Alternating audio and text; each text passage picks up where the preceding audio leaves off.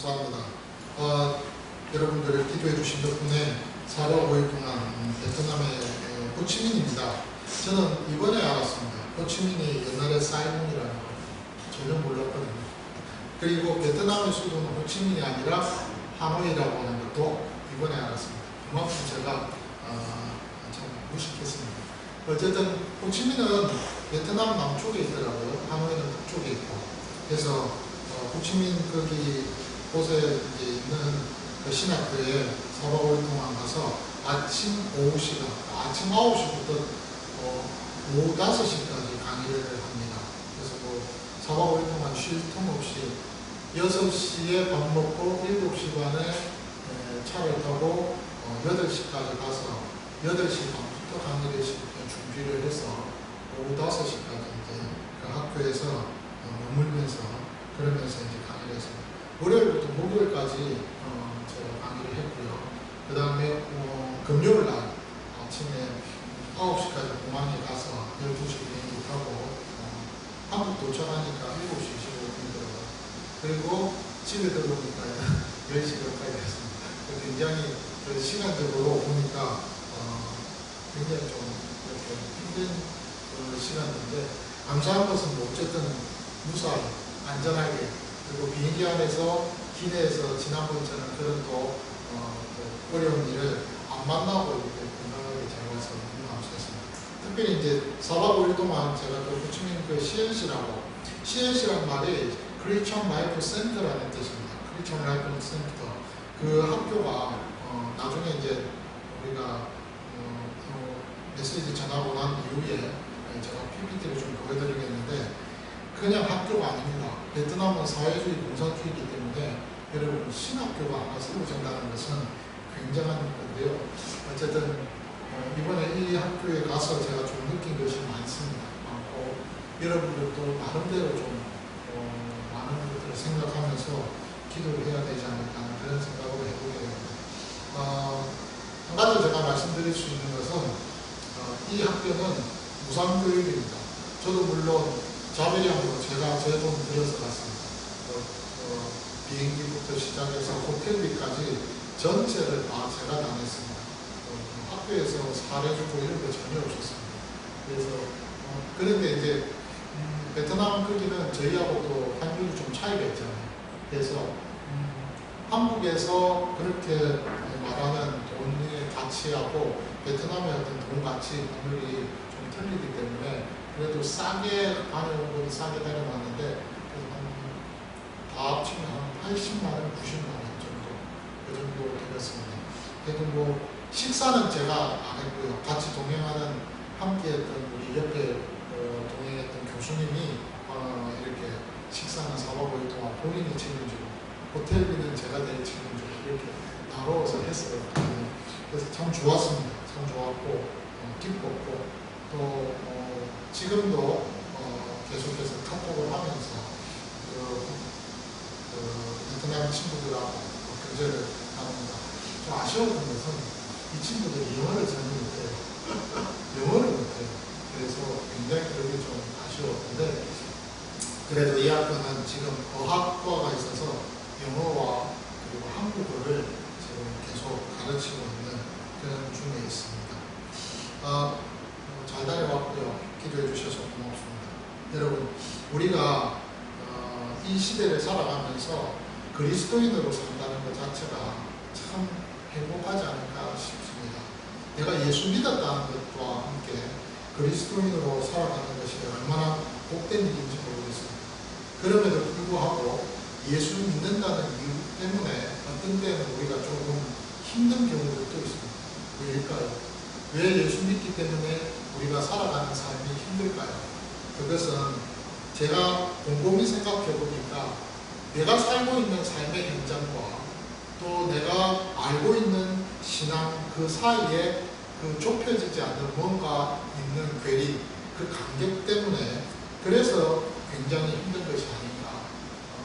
내가 살아가는 삶에 있어서는 현실은 이런데 예수 믿는 사람으로 그리스도인으로서 빛과 소금의 사명을 감당해야 되는 그런 차원에서 생각을 해보게 되면 그리고 신앙이라는 차원에서 내가 지금까지 알고 듣고 배웠던 그 내용들을 가지고 내가 예수 믿는 사람으로서의 그 색깔을 가지고 이 땅에서 살아가려고 할 때 그때 벌어지는 그 간격, 그래서 굉장히 그 부분에 있어서 어떤 면에서는 좀 그 간격이 어떻게 하면 좁혀질 수 있을까, 어떤 식으로 해야 내가 제대로 사는 것일까에 대해서 굉장히 고민하고 그것이 과제가 아닌가, 그렇죠? 그런 생각을 좀 해보게 됩니다. 어떤 때는 속상합니다. 왜냐하면 예수 믿기 때문에 참아야 되고 희생해야 되고 그래서 하나님 앞에 기도할 수밖에 없는 그런 경우들도 있으니까요. 그러니까 참 이렇게 우리가 이 땅에서 그리스도인으로 산다는 것 자체가 쉽지만은 않은 것 같습니다. 그럼에도 불구하고 오늘 사도 바울은요, 에베소서 1장에 있는 이 5절과 6절에 있는 이 말씀을 통해서 우리에게 그 해답을, 그래도 조그마한 위로와 또 해답을, 격려를 주고 있는 말씀이 아닌가 하는 생각을 좀 해보게 되어졌습니다. 지난주에 우리가 4주에 걸쳐서 살펴보면서 3절에서 5절까지의 그 내용에서 하나님께서 우리를 선택하신 그 목적이 무엇일까?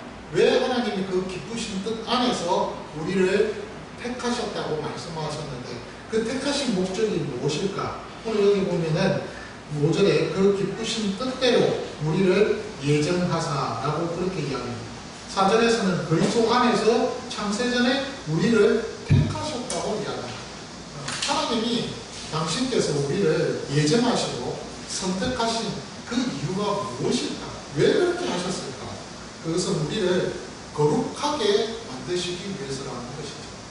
그리고 또한 우리를 아들로, 그분의 아들로 받아주어서, 그래서 정말로 하나님의 아들로서 우리를 받아주시기 위해서 우리를 선택하시고 우리를 예정하셨다는 말입니다. 그러면 이렇게 우리를 거룩하게 하시고 또 우리를 아들 삼아주신 그 이유는 또 뭘까요? 그것은 하나님이 오늘 우리에게 알려주신 겁니다. 임마누엘입니다. 하나님이 우리와 함께하기를 원하시는 그 이유 때문에 하나님은 우리를 선택하셨고 우리를 거룩하게 해주시고 우리를 아들 삼아주셨다 하는 그 내용입니다. 그런데요, 이러한 내용의 이유들을 바울은 우리에게 알려주면서 그러면서 최종적으로 6절에서 어떤 말씀을 하고 있습니까? 이 모든 것들은 결국에는 누구를 위한 것이냐? 하나님의 은혜의 모든 영광을 찬미하게 하려는 것이라고 그렇게 말씀하고 있는 것을 보게 됩니다. 사실 우리가 3절에서 6절까지 이 내용의 구절들을 살펴보면서 저와 여러분들이 그런 생각을 합니다. 모든 내용들이 좀 떨어져 있는 그런 기분을 갖게 돼요. 그런데 사실은 그 내용들이 떨어져 있지만은 사실 함께 이렇게 연결되어 있는 그런 구절들의 말씀이라는 사실을 우리는 좀 주목해야 되지 않을까 싶습니다. 실질적으로 사실 사도 바울은 지금 우리에게 이렇게 이야기합니다. 하나님께서 우리를 위해서 당신의 구원 역사를 이렇게 계속해서 진행하고 계시는 것은 당신의 영광이 드러나게 하기 위해서 이 모든 일들을 하고 계신다 하고 그렇게 결론을 내리고 있다는 말이에요. 그래서 사실 우리가 하나님이 우리를 구원하신 것은 하나님의 영광을 나타내는 그것이 목적이라는 말입니다. 오늘 히브리서 1장 3절에 보면 그게 말씀해 보면 정말 적절하게 표현하고 있는 내용의 말씀이 있습니다.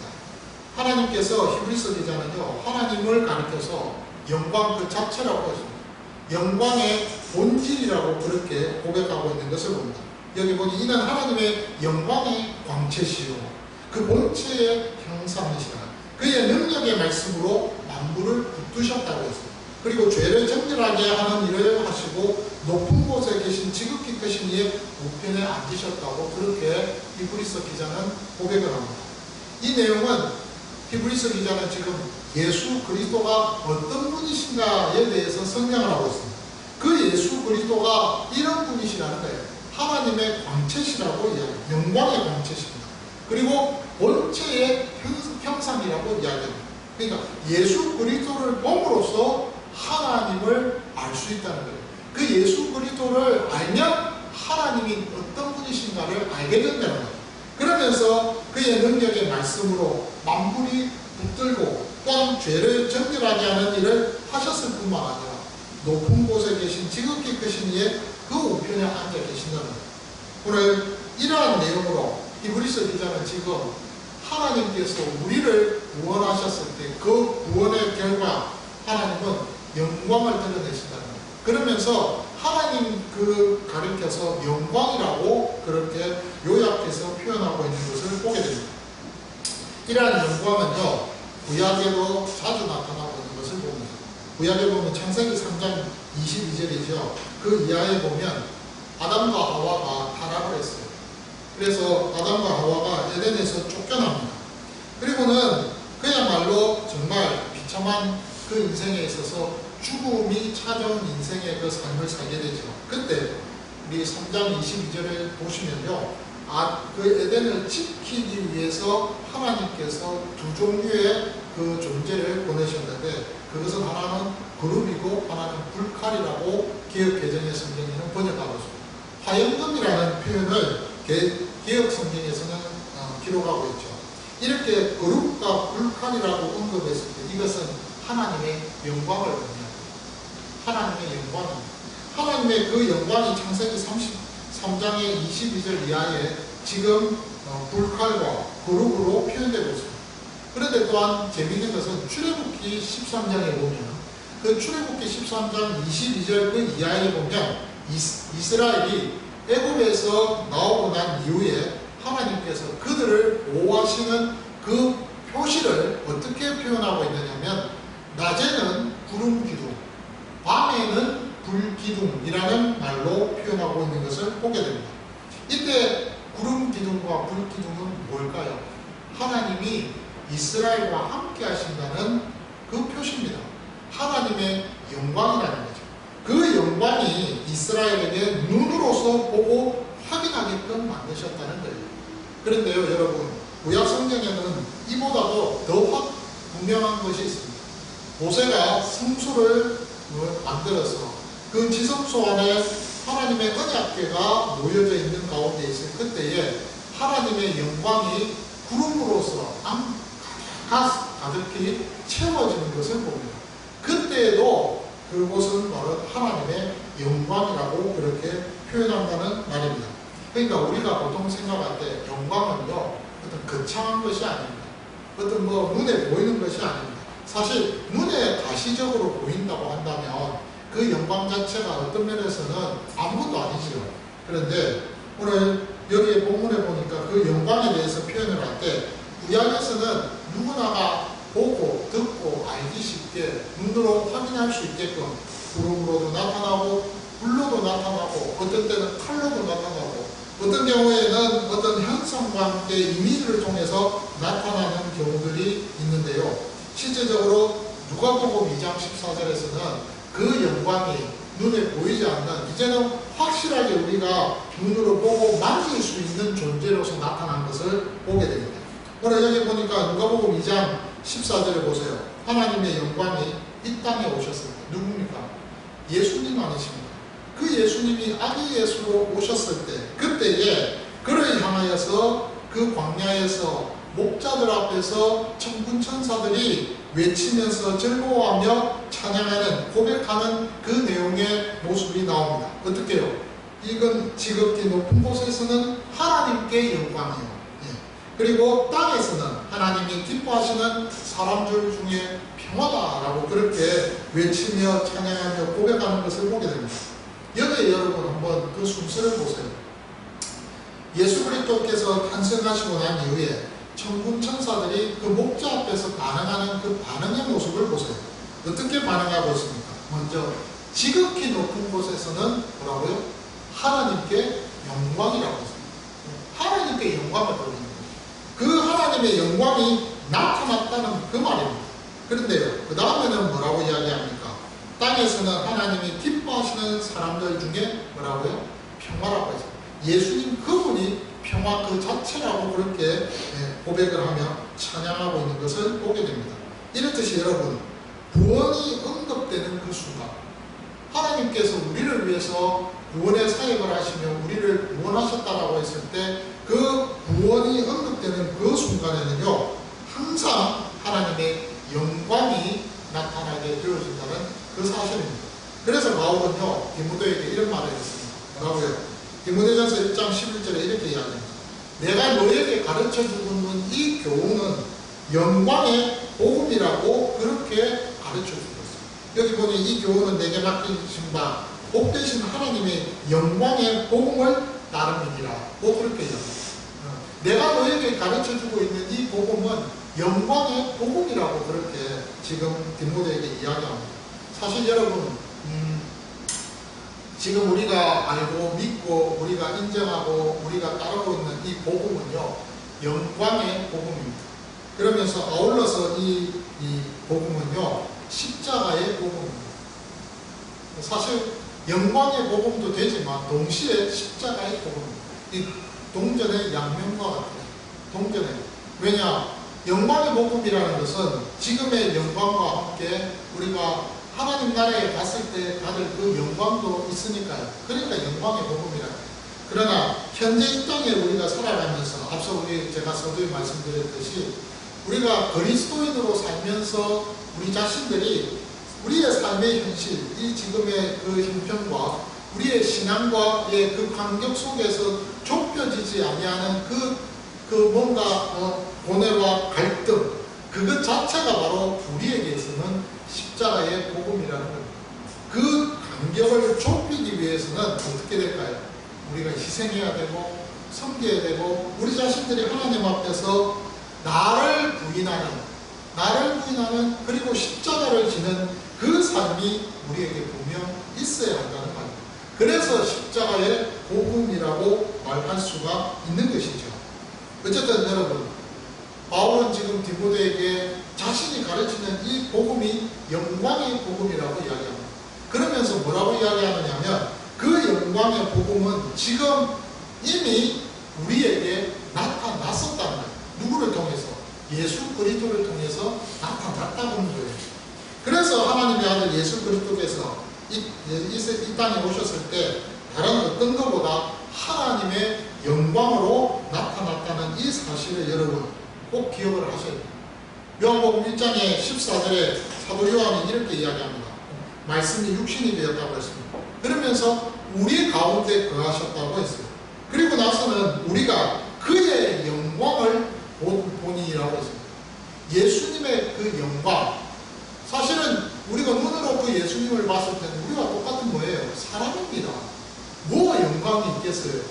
뭐 우리가 아는 대로 그분의 그 얼굴 주변에서 환하게 빛이 나서 환한 빛이 나서 굉장히 우리가 볼 때도 굉장히 음흉하고 거룩하게 그렇게 보이는 그런 모습으로 우리 눈앞에서 예수님이 나타나신 건가요? 아니라는 거예요. 아니라는 거예요. 예수님의 그 모습 자체는요, 보잘것없는 그러한 모습이에요. 그럼에도 불구하고 요한은 지금 우리가 그의 영광을 보았다. 예수님 자체, 예수님의 그 모습 그 자체가 영광이라는 거예요. 그렇게 영광을 보니 아버지의 독생자의 영광이라고 했어요. 다른 말로 이야기하면 하나님 아버지 독생자, 그분도 하나님이시라는 거예요. 그 하나님의 그 영광 자체라는 거예요. 그리고 은혜와 진리가 충만하신 분이더라. 그분 자체가 은혜요. 그분 자체가 진리 그 자체였다는 그런 말입니다. 그러면서 요한은요, 우리에게 가르쳐줍니다. 예수님 그 분이 하나님의 영광이다. 다른 말로 하나님의 영광이 나타났다라고 했을 때는요, 어떤 표현입니까? 예수님 그분이 우리의 눈에 나타났다 이 말입니다. 결국 하나님께로부터 받은 이 놀라운 우리의 구원은요, 하나님의 영광입니다. 하나님의 영광. 저와 여러분들이 구원받았다고 했을 때는 이것은 하나님의 영광이 나타난 거예요. 하나님의 그 영광이 나타나서, 그래서 그 영광이 우리 모두에게, 이 세상 사람들에게 비추는 거예요. 그래서 그 자체가 뭐가 됩니까? 마태복음 5장의 말씀대로 빛과 소금의 사명을 감당하는 그 일이 되어진다는 말이죠. 그렇기 때문에 여러분, 하나님의 영광을 우리가 너무 거창하게 생각할 이유가 없다는 사실입니다. 하나님의 영광은요, 바로 우리입니다. 우리가 바로 하나님의 영광이라는 사실입니다. 그리고 무엇보다도 하나님의 영광은요, 우리를 통해서 나타날 뿐만 아니라, 우리가 하나님의 영광일 뿐만 아니라 자연을 통해서도, 역사를 통해서도 나타나고 있다는 이 사실을 기억하셔야 됩니다. 시편의 19편 1절의 말씀을 보니까 하나님의 영광이 자연을 통해서 나타나고 있다고 다윗은 그렇게 고백하고 있는 것을 봅니다. 그러니까 자연의 만물을 통해서 하나님의 영광이 지금 드러나고 있어요. 와, 저 꽃이 참 아름다워. 와, 저 모습이 얼마나 아름다워 라고 했을 때 그 모든 모습들과 광경들이 하나님의 영광이 나타나고 있는 순간이라는 말입니다. 여러분, 저는 잘 모르겠습니다만 산악인들 중에서 이렇게 높은 산을 가시는 분들이 계시잖아요. 그분들이 우리나라에서 유명한 분이 계시죠. 저는 그때 영화에서도 황정민 씨가 이렇게 주연을 했던 영화인데, 그때 무슨 에베레스트인가 하여튼 무슨 그런 영화가 하나 있었습니다. 그때 그 영화가 실제로 있었던 일을 극화해서 영화로 만들었다고 하는데, 저는 그렇게 잘 모르겠습니다만, 거기에 산악인들 중에 유명한 분이 계시잖아요. 경부고속도로 타고 이렇게 오면 그분이 광고에 이렇게 나오는 걸 제가 보았습니다. 네? 네, 있죠. 근데 그분이 인터뷰 중에서 하시는 말씀이 그래요. 에베레스트라든지 저쪽 히말라야 산맥에 여러 곳을 이렇게 종정하면서 이렇게 다 완주하고 이제 내려올 때마다 본인이 느끼는 것이 이 자연의 그 아름다움 이상으로 극치, 산을 정복하고 그 산 꼭대기 위에서 이렇게 아래를 내려왔을 때 그때 그 광경은요, 어떻게 표현이 안 됩니다. 어떻게 표현이 안 돼요. 저는 안 가봤으니까 잘 몰라요. 근데 굉장하다는 거예요. 어마어마하다는 거예요. 예, 그런 표현을 쓰더라고요. 그러면서 엄청나다는 거죠. 그래서 그 이야기를 듣는 중에 제가 그랬어요. 그만큼 이 지구가 아름답구나. 저는 가끔씩 그런 생각을 합니다. 내가 만약에 조금 나이가 들어서 건강이 한다면 전 세계를 돌아다녔을 때 그 세계 여행을 일주를 하면서 보면서 하나님의 그 놀라운 참 신비와 그 능력과 하나님의 그 영광을 그 자연을 통해서 이렇게 한번 볼 수 있는 그런 기회가 있을까 하는 그런 생각을 가끔씩 해봐요. 예. 제가 몇몇 해외에 이렇게 갔지만 주로 미국 아니면 동남아 쪽 이런 데만 갔지, 아니면 가까운 일본 이런 곳에만 갔지, 그 외에 제가 가본 곳은 없습니다. 제 꿈이 성지순례예요. 그리고 또 하나는 뭐냐면 유럽에 한번 스위스에 한번 가보는 거예요. 그러니까 그렇게 좋다고 하면 히말라야 산맥도 있고 하여튼 그러니까 한번 가서 그 자연의 알프스의 산맥을 보면서 좀 이렇게 보는 것도 참 좋지 않을까 싶은데, 어쨌든 여러분, 자연이라는 것이 그래요. 가까운 예로 우리나라의 한라산, 설악산, 거기에 가도 그 자연의 그 신비로움과 경이로움, 하나님의 그 놀라운 영광을 우리가 눈으로 보고 느끼지 않을 수 없겠죠. 그것이 하나님이 우리에게 주신 은혜입니다. 일반 은총입니다. 그런데 또 하나, 역사를 통해서도 하나님이 우리에게 느끼게 하신다는 거예요. 성경 안에 있는 역사뿐만 아니라 지금의 이르기까지 우리의 이 역사, 6천년이라는 이 지구의 역사 속에서 하나님께서 이끄신 그 놀라운 하나님의 역사적 사건들을 통해서 하나님은요, 내가 정말 살아있다는 것을 그 역사의 그 주인공인 하나님이 그 역사의 그 여러 가지 이끄는 객체인 인간들을 통해서 보여주고 계신다는 사실입니다. 제가 강의 중에서 이런 이야기를 했습니다. 1648년에 베스트팔렌이라는 그 유럽의 한 도시에서 30년 전쟁을 종지부 짓는 평화조약을 맺을 때, 그때에 그 조약으로 말미암아 지금까지 개신교가 그렇게 로만 캐톨릭에 핍박을 당하고 고통을 당하고 아픔을 당하는 그런 어떤 과정에 있는 것이 종지부가 끊어졌어요. 그래가지고 그때부터 시작해서 개신교로서의 그 독립과 함께 자유를 누렸다는 거예요. 그런 역사 속에서 자그마한 사건이지만 여러분, 우리가 저와 여러분들이 이 자리에서 예배를 드리고 우리가 신앙 고백을 하고 정말 제대로 된 개혁주의의 복음을 듣고 그러면서 성경을 마음대로 읽을 수 있고, 여러분 개개인이 하나님 앞에서 이렇게 나와서 아니면 집에서 하나님 앞에 엎드려서 기도하는 이 모든 것들이 어떻게 된 겁니까? 베스트팔렌이라는 그 평화조약, 그 조약 때문에 여기까지 오게 됩니다. 아시겠어요? 저도 몰랐어요. 저도 몰랐는데 공부하면서 알았어요. 별거 아닌 것 같죠? 굉장한 법이에요. 그전에는요, 카톨릭이요 있어가지고 저와 여러분들이 무조건 기도하기 위해서는 사제 앞에 가야 돼요. 그리고 또 교회 앞에 가서 그리고는 기도를 해야 됩니다. 집에서 기도는 할 수가 없어요. 그리고 성경도 못 읽었어요. 그런데 그 평화조약을 맺고 난 이후부터는 역사의 큰 계기로서 획기적인 변화가 있게 됐어요. 그래서 로만 캐톨릭은 로만 캐톨릭으로, 개신교는 개신교로 이렇게 자기 신들의 영역을 서로가 인정하고 지키는, 그래서 지금까지 여기까지 오게 된 거예요. 그것이 역사예요. 근데 이것이 뭐예요? 하나님께서 하신 거예요. 하나님의 영광이 드러난 거죠. 이렇게 여러분, 그 역사와 자연 속에서도 하나님의 영광이 드러나지만, 저는요, 여러분들에게 오늘 좀 말씀드리고 싶은 것은 우리를 통해서도 하나님의 영광이 나타난다는 사실을 꼭 명심하시고, 에베소서 1장의 16절에서 20절의 말씀 중에 오늘 17절의 말씀을 보니까 우리 주 예수 그리스도 하나님 영광의 아버지께서 지혜와 계시의 영을 너희에게 주사 하나님을 알게 하시고 라고 했었습니다. 그리고 나서는 너의 마음 문을 밝히사 그의 부르심의 소망이 무엇이고 성도 안에서 그 기업의 영광의 풍성함이 무엇이며 그의 힘의 위력으로 역사하심을 따라 믿는 우리에게 베푸신 능력의 지극히 크심이 어떠한 것을 너희에게 알게 하시기를 구하노라. 꼭 그렇게 바울은 해요. 그러면서 우리가 바로 하나님의 영광이라는 거예요. 하나님의 영광은 바로 우리 자신이라는 거예요. 그래서 요한복음 17장의 10절에 그 말씀에 보니 이렇게 예수님이 말씀하셨습니다. 내 것은 다 아버지의 것이라고.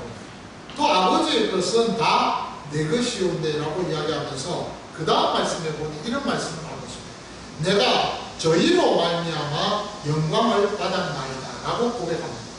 내가 저희로 말미암아 영광을 받았나이다. 예수님이 자신의 제자들과 자신을 따르는 그 모든 무리들로 말미암아 영광을 받게 되어졌다 라고 그렇게 예수님이 말씀을 하십니다. 이 말은 다른 말로 이야기하면 예수님 자신이 영광인데 그 영광 받으심이 우리를 통해서 가능해졌다는 거예요. 우리 역시도 뭐예요? 영광이라는 말. 그렇게 이야기하면서 계속해서 예수님은 마태복음 5장 16절에서 이야기합니다. 뭐라고 이야기하고 있습니까? 하나님이 얼마나 놀라우시고 얼마나 위대하신가를 이렇게 이야기합니다. 이같이 이같이 오늘 여기 보니까 이같이 너희들이 하나님 앞에서 살아가는 그 삶에 있어서 하나님이 우리에게 주시는 그 영광을 맛보면서 살아갈 수 있도록 마태복음 5장 16절에는 계속해서 이야기하고 있는 것을 보게 됩니다. 그러니까 결국은 여러분 우리의 삶 자체가 하나님의 영광이라는 것입니다. 우리의 삶 자체가 하나님의 영광입니다. 여러분 우리가 그러잖아요. 하나님의 영광이 나타나기를 원합니다.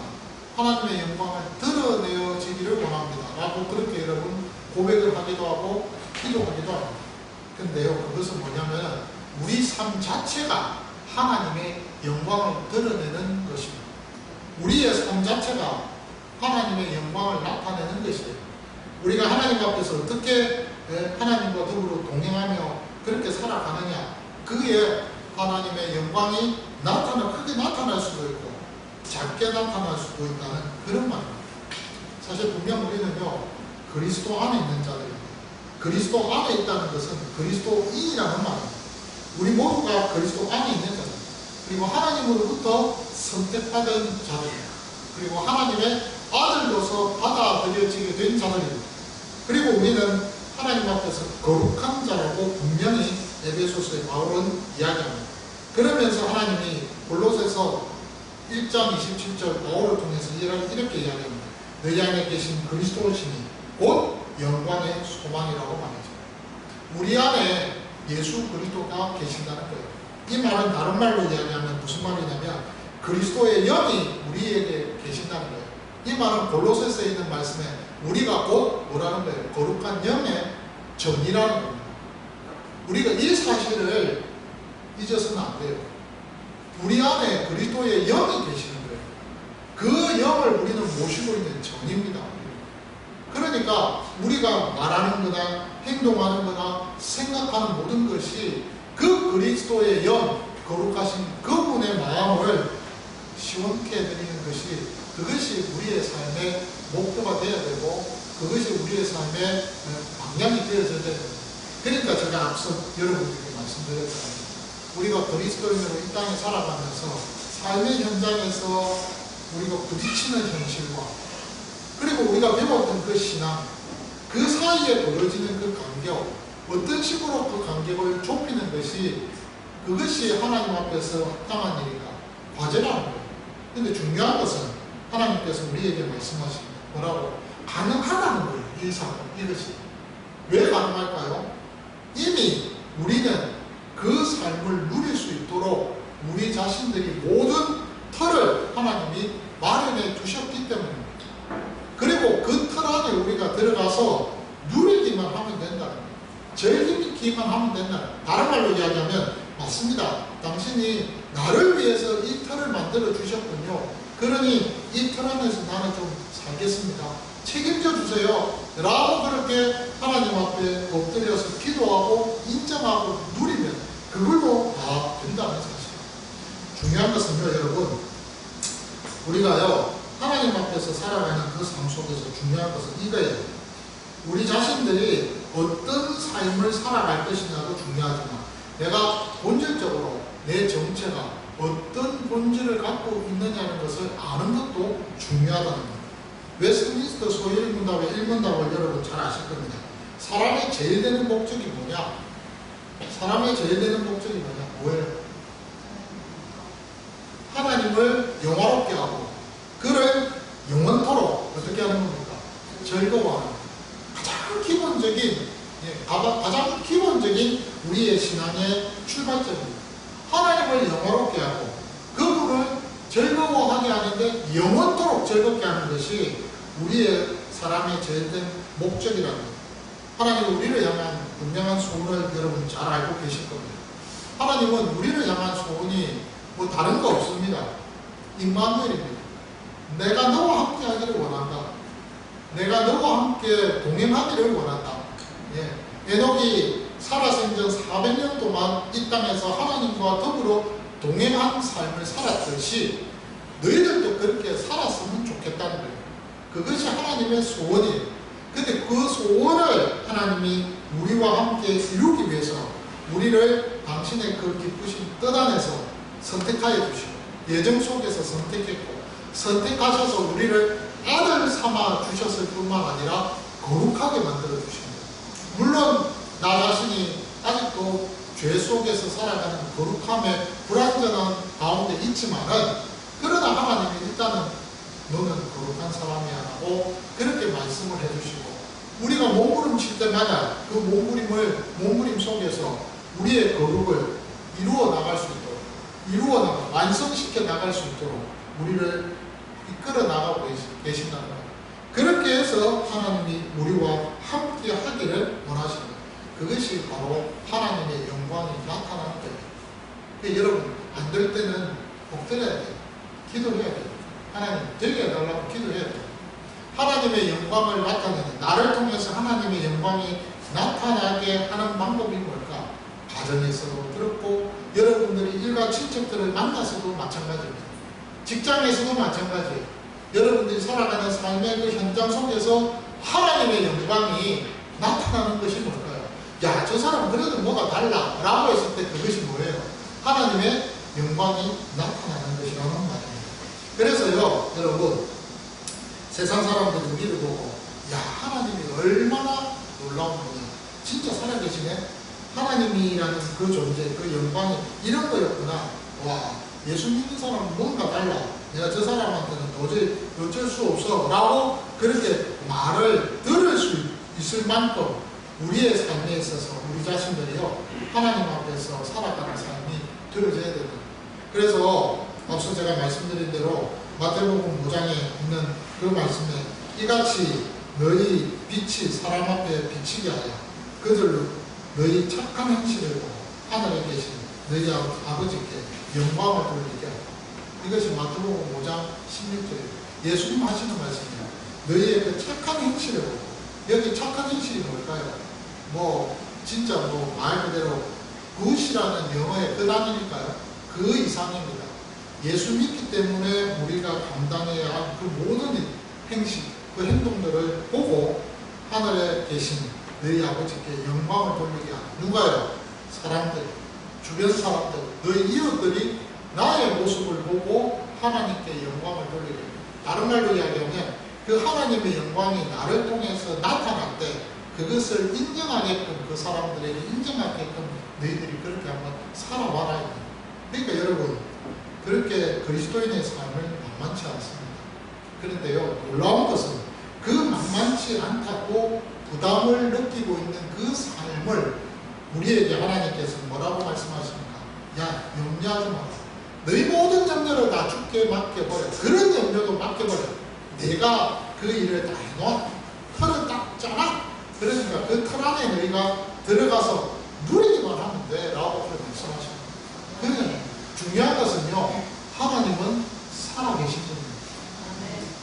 하나님은 역사하는 분이십니다. 우리가 볼 때는 당장 눈앞에서 보고 당장 우리가 살아가는 삶에서 보면 이건 뭔가 계산이 안 맞아 라고 그렇게 하는 것이 있다 하더라도 결국에는 하나님이 살아계셔서 그 일을 책임지신다는 거예요. 그건 분명합니다. 세계 역사가 그것을 증명하고 있습니다. 세계 역사.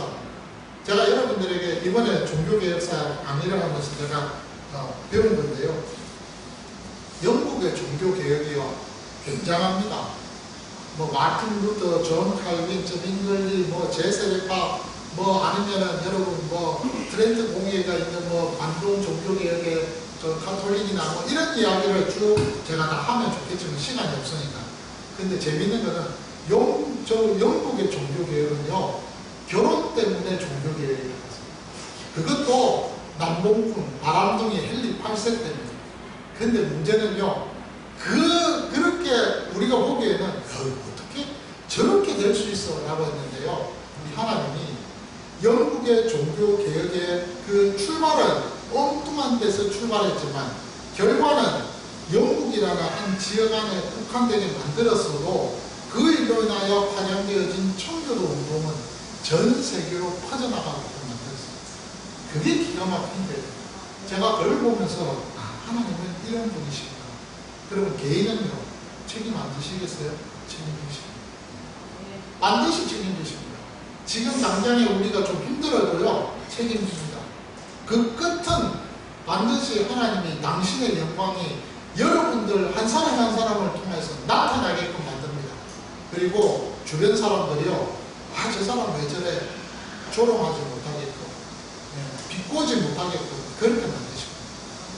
그렇기 때문에 저와 여러분들이 오늘 이 말씀을 붙들고서, 그래, 내가 좀 힘들어도 이 간격을 좁히는 것이 나에게 있어서 고민이고 갈등이고 괴로움이라도 오늘의 말씀을 여러분 붙들고서 정말 당신이 나를 이렇게 사랑하시군요 하고 우리의 입술을 벌려서 찬양하십시오. 찬양받기에 합당하신 그분의 하신 일이 오늘 5번째 이 에베소서 5절 1장 5절과 6절을 통해서 나타났다는 것을 여러분 기억해 주시면 감사하겠습니다.